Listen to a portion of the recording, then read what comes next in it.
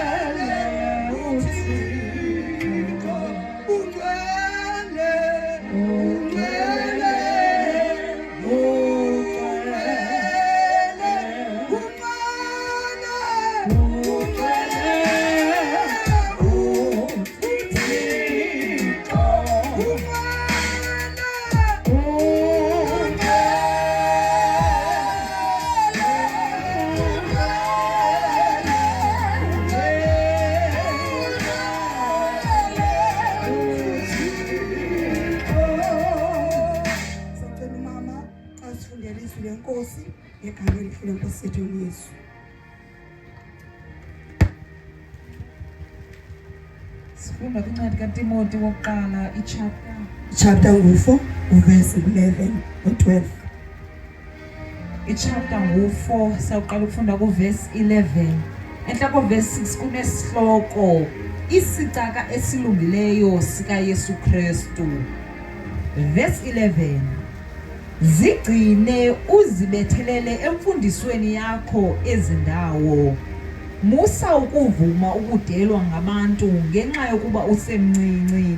Yiba ngumzekelo kuwo onke amakholwa ngentetho yakho, ngokuziphatha, ngothando, ngentembeko nangobunyulu. Alizwi ngcwele bawona amandla onke senkosi yami uYesu nalizwi lakho somandla nalizwi lakho baba wethu namandla sesikhona sizova lona bawumaliqale empilweni yami ngegama likaJesu, bawuliwenza umsebenzi ngegama likaYesu.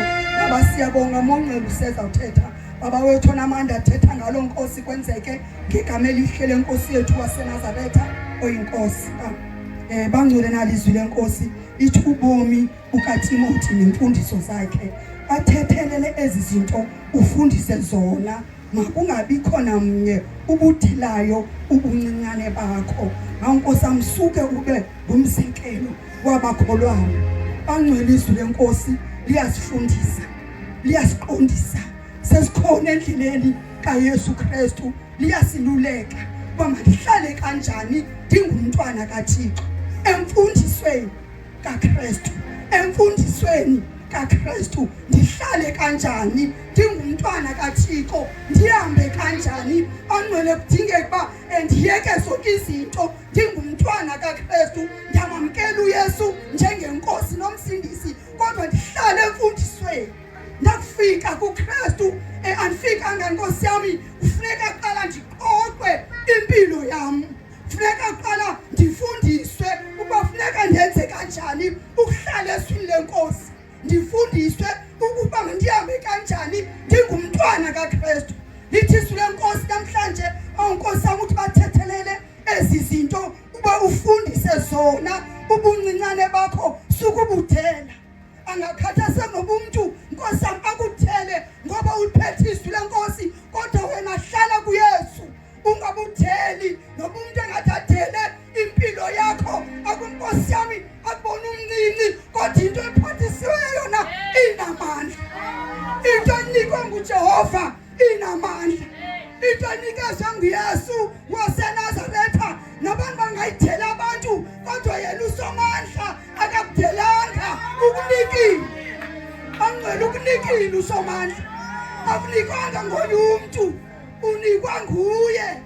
Nkosi yami asinikanga ngabazali bethu, ona bayenza indima basiqeqesha, kodwa khange bandinika uYesu waseNazaretha.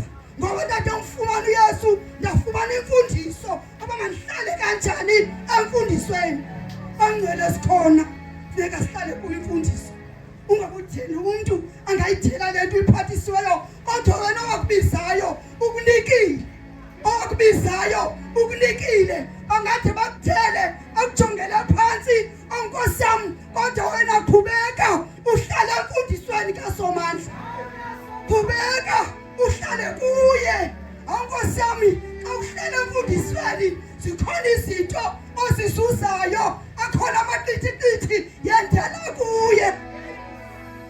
Nkosi yami, lithi izwi lenkosi makungabikho namnye ubudelayo.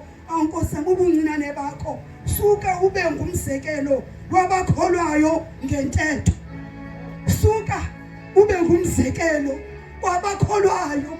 Nkosi yami, kwindawo zonke esihamba kuzo funeka ndibe ngumzekelo.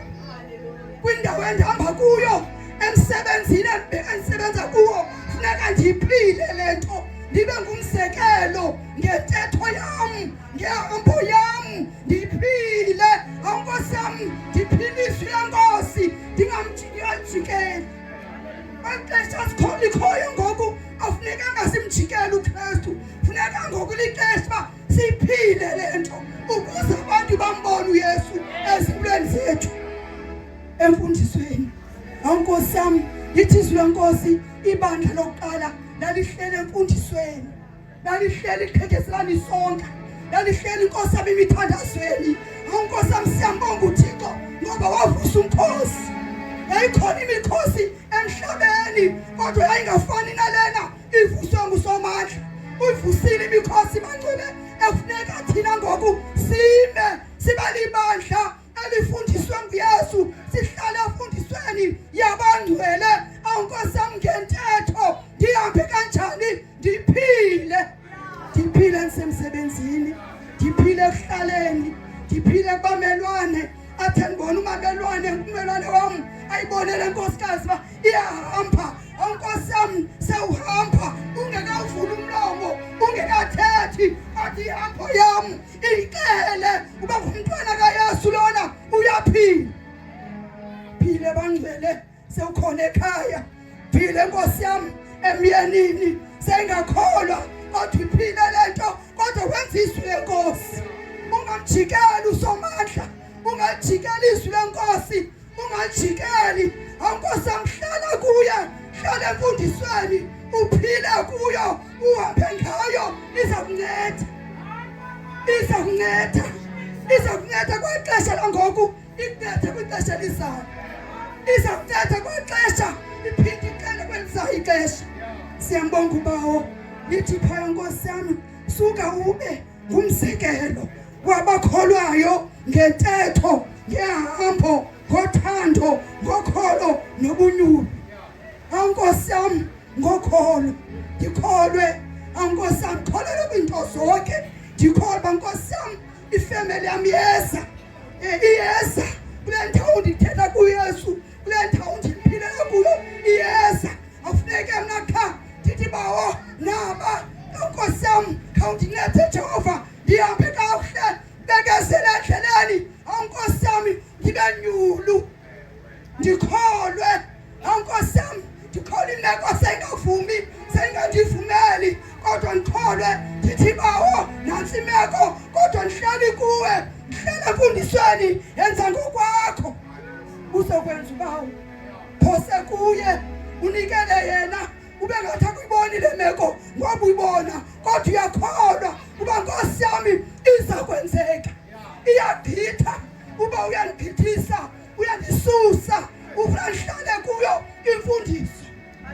Nkosi yami, angathi akudela umuntu akubona uba Nkosi yami hayi akayonto lo muntu lona.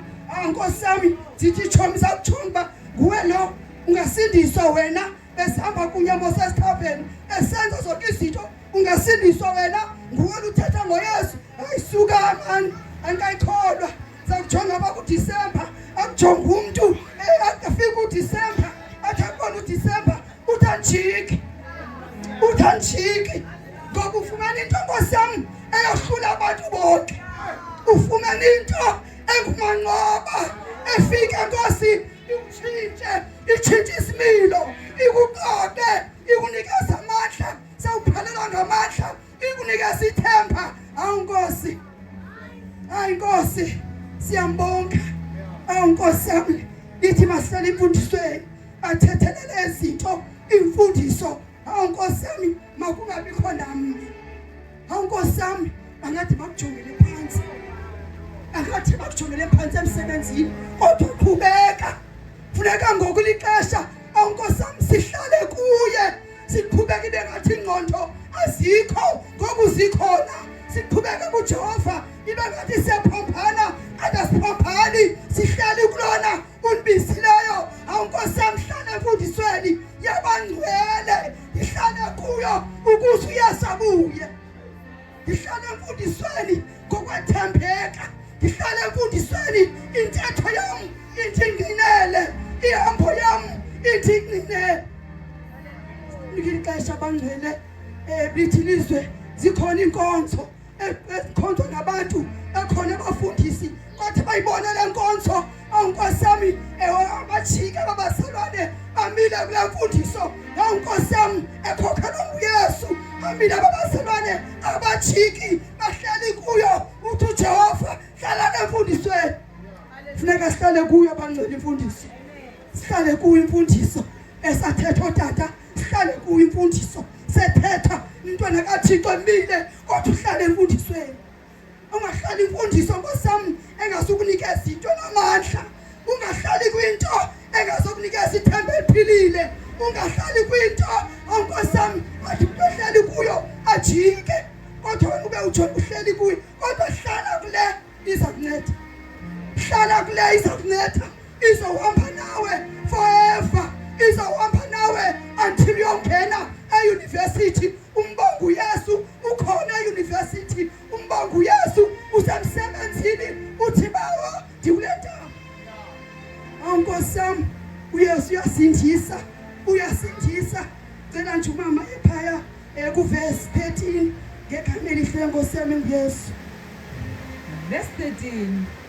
Hlala ubafundela izibhalo, ushumayela, ufundisa ndide ndifike apho. Qhubekeka mama. uze ungadlali ngesipho sikaThixo osifumene ngenxa yamazwi awodwa avela kuThixo xa wawubekwa izandla ngamadoda amakhulu ebandla. Hawu Nkosi yami, uthi phaya nyamekela imfundiso, uvuselele imfundiso dide ndifike. Adafika uYesu bangcwele uhleli kwimfundiso. Adafika uYesu usithi uYesu awujiki. Adafika uYesu awunkosi yami ilizwe lingajika kodwa uthi ndithatha uYesu uyinkosi. Awunkosi yami amajoni ahleli emkhosini aphethe imipu ahleli kulento kaThobomeki ngoba kaloku nasekhosini ayatrena aphethe izixhobo. Nathi namhlanje sinikeza izixhobo aba masihlale kuYesu, hlala emfundisweni uphile kuyo, uhambe ngokholo, uhambe kwentetho yakho iphilele. Ingqinele lento usemkhosini, ungqina lento uhambe kuyo, ikuncede khona kuyo. Awunkosi yami uthobe izwi lenkosi, uthobe izwi lenkosi njengamajoni. Athi amajoni asekhosini efundisa uphatha umpu, nathi kule ndawo sinikeza izwi lenkosi eloba masihlale emfundisweni ndingajiki. Noba abantu bangabudela ubumncinane bam kodwa lo wandibizayo undinikeza amandla. Lithi izwi lenkosi phaya kuverse 15, ungaziyiliseli isipho sokubabalwa esikuwe osinikiweyo. Bangcwele unaso isibabalo esikuwe, nandisazi kodwa luphezulu lunamandla. uYesu waseNazaretha ukunikile, uyayazi. Awunkosi yami ukunikile usomandla, isibabalo sakho hlala kuso. Mcela uJehova uthi bawo mandihlale kulento unikeze kuyo, thibambelele ngoba Nkosi yami unikeza into enamandla. Ikhona into enamandla ayinikizwe nguJehova, ayipheli. Sikade siphela izinto zabantu siphungiswe kodwa yena uJehova akapheli. Awunkosi yami umnikeza amandla, awunkosi yami athethafile amnikeza amandla. Kusomandla lo, indoda yamadoda. Awunkosi yami yavula indlela elwandle ahambe kuyo amaSirayeli. Sihamba endleleni esaqalelwa nguye, sihamba endleleni wanyathela yena, sinyathela emveni kwakhe ngoba nguye wasibizayo, nguye wasibizayo. Angcwele unaso isibabalo, hlala kuye uza kunikeza, hlala kuye uza kunikeza imfundiso. Ungemki emfundisweni ayinikiweyo, ungahambi emfundisweni kaJehova. Hlala kuye, hlala kuye, hlala kuyo. Sikhona imfundiso sisinikiwe ngabazali kodwa zange bafikelele kwimfundiso ethinikezwe nguYesu. uYesu yena ufike Nkosi yami wayisinzisa, wathinikeza imfundiso, waqoqa uba masihlale kanjani ezwini lakhe. Bangcwele siyambonga owasincedayo, siyambonga okwanikelwa ngaye eCalvary ukuze sibe khona, ukuze sithethwe. Awunkosi yami ingakudluli ezinkonzo zingaka zithethwa kule ndawo. Uthi Nkosi yami nambonti lapha awukhawisize neyami impilo, khawundinethe, khawundihlangule. Mandingavalwa le nkonzo ingingayifumenanga. Khona uYesu waseNazaretha, khona indoda yamadoda, khona Nkosi yami eyinqoba izinto, enqoba izifo. Yathi intombi yemthombele igazi ihambe zonke indawo kwisixeko, iphinga igula. Nkosi yami yaqoma xa ifika kwisixeko saseBhongolethu kuthethwa ngoYesu, kubani nalo mntu awunkosi abefuna uncedo. Yaqoma Nkosi yami yakholwa ukuba nje ndacukumisa umqukumbelo kaYesu ndawuphila. Siphiliswe ngemivumo yakhe. Awunkosi yami kholwa, Nkosi yami kholwa kwindawo kuyo, kholwa. Awunkosi yami ihambo yakho mayikungqinele mzalwane. Mandingindwela ngumuntu athi hayi mama uklasini uhamba kakuhle, mayindingqinele azathi amazulu anibona angcwele athi well done my child. Awunkosi yami mandingqinelwe ngumakhelwana, umakhelwana makayibone ngihamba kakuhle, ndiphila kakuhle, ndithetha kakuhle, ndibanyule endleleni, ndibenyule endleleni. Bangcwele isibabalo osinikweze nguJehova Hawu Nkosi yami uyasazi isibabala uThixo ngezinto zonke ukunikezile awuhlala ke Nkosi yami uyisibabalo usibambe ungadlali ngaso yena uThixo uzasiphuhla ngexesha lakhe uzavela uThixo asiphuhle awuwena cha yenza izwi hlala ezwini hlala emfundisweni hawu Nkosi ngegama lika Jesu bangcwele siyambonga ubawo ngabe khona mnye obudelayo ubuncane bakho hawu Nkosi yami angakudela ayeke manje bahleke ayeke benze izinto ayeke bakuthele kodwa wena ngaphakathi ubuhesi kaNkosi yami lungaphakathi mkhulu kunalisehlabathini ayeke benze ngawe manje ahlekise kodwa lona simnqulayo uthi khona dilapha yenza kapha nawe sawuyeka kapha nawe awuhamba ngendawo athi khona uSomandla kuvela yena wena yenza izwi yeke yonke into yenza izwi leNkosi intetho yami mayindingenele kanthetha disemsebenzini hawu Nkosi yami thetha amazwi aphilile elwimini lwami kuphuma amazwi azokwakha ndimakhe umdapsi ngempilo yami ndimakhe hawu Nkosi yami ngentetho yami athi andibona ngengekathethi athi mama uyanisikelela athi mzalwane uyanisikelela ngento ndingekathethi ndingekawuvula umlomo kodwa ngenxa yehambo ndikholwe lizwi leNkosi ndihlale emfundisweni ndithi Jehova khawuncede ndingajiki emfundisweni kodwa ndihlale hawu Nkosi siyambulela ubawo nangale mina namhlanje uthi baba suka Nkosi yami ube ngumzekelo wabakholwayo kwintetho ngehambo ngothando ngokholo ngobunyulo hawu Nkosi yami ndimthande hlale ethandweni lwakhe khona uhlabelelo lithi uthando lukaBaba luyandihanqa uhlale kuthando lukaThixo uhlale kulo uthando uzasifeza uThixo akuveza uThixo Nkosi yami uhlale emfundisweni wahlala kuthando wakholwa lizwi leNkosi hawu Nkosi ababumnyulu ungumntwana kaThixo wahlala kuye ungahlala emntwini ndingahlali kwitshomi yami ndingahlali kwisihlobo sami asizawundenzela nto oyena ozandiletha nguYesu waseNazaretha yena uzandiletha uzandihlangula sihambe naye bangcwele sihambe naye owasincedayo usekhona angakunceda nawe angakuhlangula nawe hawu Nkosi yami angakuhlangula uSomandla wakwazi uhlangula yami impilo angakuhlangula nawe ungasheki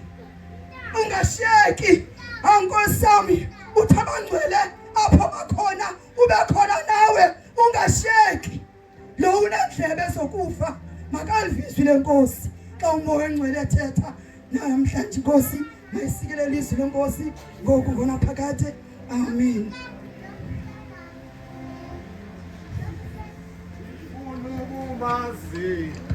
Ndifuna ukumazi